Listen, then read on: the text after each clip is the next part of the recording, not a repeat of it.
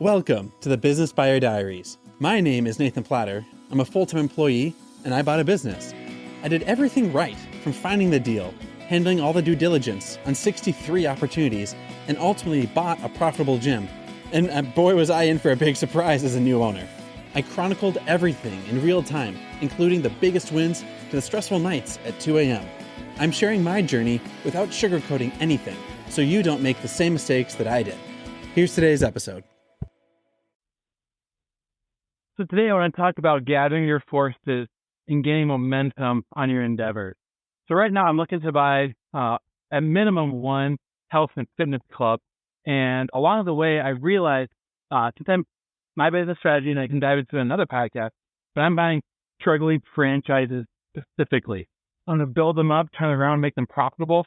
And then once they hit their optimum profitability, use that cash flow, then buy the second location that's struggling. If it was a real estate industry, that'd be like flipping houses.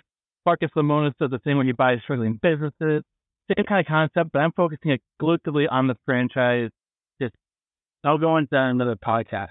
But I knew since the franchises are heavily regulated, even look at a franchise and see like prospective financials.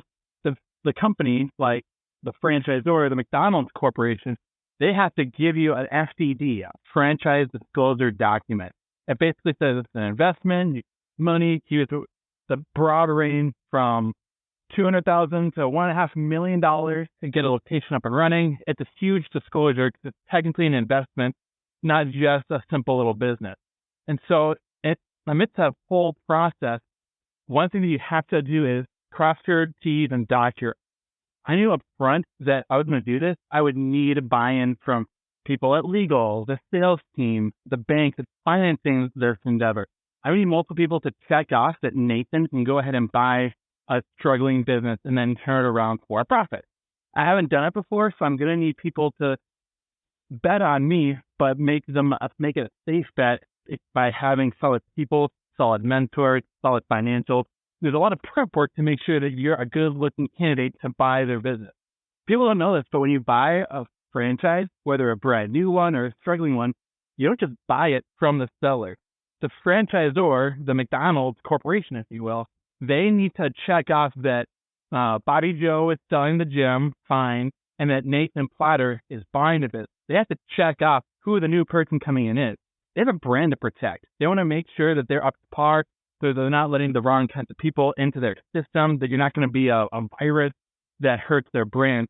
And so you have to get the company to sell in. So one thing I did, that's a lot of lead up, but I reached out to the sales team. I talked to, his name is Austin, and he helped me figure out how to find a location, a market, what he can do as a sales rep to help me buy more clubs and more locations. And that's fine. He gets a commission and he gets quota. I'm cool if he wins as long as I can win in the process. That's great. I want a sales guy hustling in my direction to make sure that we can both win. If I can get paid and he gets paid, let's both get paid big time. I also wanted to talk to the folks over in legal. They're the ones that sign off. They give approval. They're going to make sure that I'm acting with integrity, that I'm the kind of buyer they want. I want legal to sign off. So I actually met with a few folks. I met with Jenny over in like the franchise admin to make sure everyone's paying dues up par. And when you come as a student, as a hungry, ambitious young gun, people are in your corner. If they're selling a product, they want to see you buy. And so I first thought it would be, Jenny, please, can I buy a location? I bring my portfolio of why did you say yes? It turns around and she's actually saying, hey, once you do this, I'll help you with this. We'll tee you up in this market. We'll get you lined up with this financing. And here's some people that you can reach out to for mentorship. They're in my corner. And when you come in humble and hungry, people will push in your direction. And finally, the last one for the legal, I wanted to make sure I was talking to everyone that's going to be involved in that whole process. And so when they sign off and say, hey, do we trust Nathan? Is he a good guy? Do we want him to be buying one of our clubs? I wanted to talk to Susan as well over in legal. She had to sign off because she is one of the approvers of this whole process. And I kid you not, when I met with her, she was a little surprised, but pleasantly, she said I was the first person that she could ever remember reaching out before this whole process got started, and she could help guide my energy and my hunger for acquiring multiple clubs. And that's great. You want to stand out. You want to be a top dog in how you present yourself, how you prepare yourself, being coachable and directionable. Obviously, if you're an entrepreneur, you're going to want to do your own thing in some ways. We also have to have the awareness and the acknowledgement that you need people to give the direction where they're an expert, because you're going to be an expert in your direction, and you want to make sure that everyone is buying in.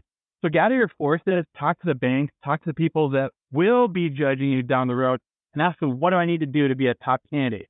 When you're entering the NFL draft, you do it. When you're trying to get a job, you ask for a direction on how to interview. When you're buying a club or a gym, ask and talk to the people that will be crucial to your success. It's pretty arrogant to do it on your own, so quit being a dead horse and doing it over and over. But talk to people up front. Give a checklist. Have them tell you what you need to be doing, and now you've got your homework so that when it comes judgment time to go and apply, make a letter of intent, and people will know who you are. They know what you're up to. They're going to buy in. They're going to check off and acknowledge, yep, this is a good guy, good candidate. Let's roll. Let's get him moving. This has been another episode of the Business Buyer Diaries. Subscribe so you don't miss the next episode. I hope you're realizing that business ownership is no cakewalk. Check the podcast notes for a link to the DIY due diligence program, the complete list of show sponsors, and for media inquiries. Music written and composed by Wes Schrock. I'm your host, Nathan Platter. Join me again on the next one.